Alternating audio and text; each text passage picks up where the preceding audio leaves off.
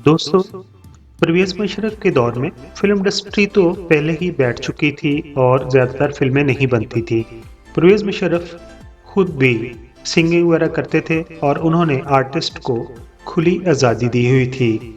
कुछ आर्टिस्ट ने ये कहा था कि जो सहूलत परवेज़ मुशर्रफ के दौर में हमें मिली, हम जब चाहें सदर से मिल सकते थे, वो इससे पहले कभी हासिल नहीं हुई थी। परवेज़ मुशर्रफ के दौर में लाहौर के अंदर स्टेज ड्रामे का चेहरा भी चेंज हो गया।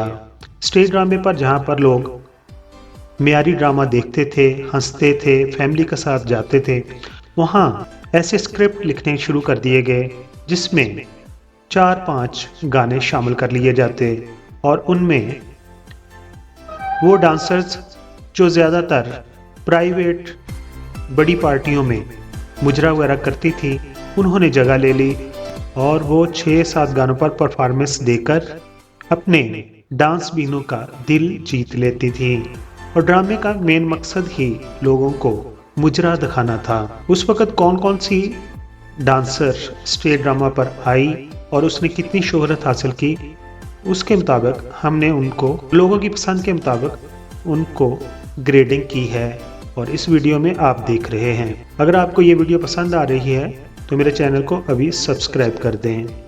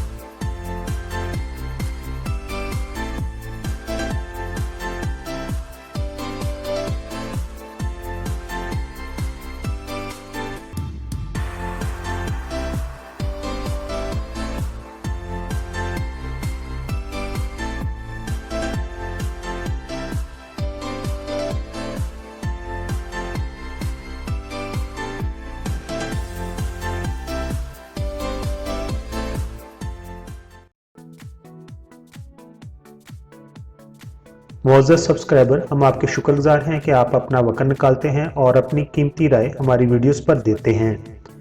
दोस्तों, अगर आपने हमारा चैनल अभी तक सब्सक्राइब नहीं किया तो प्लीज़ सब्सक्राइब कर दीजिए और हमारे साथ जुड़े रहिए।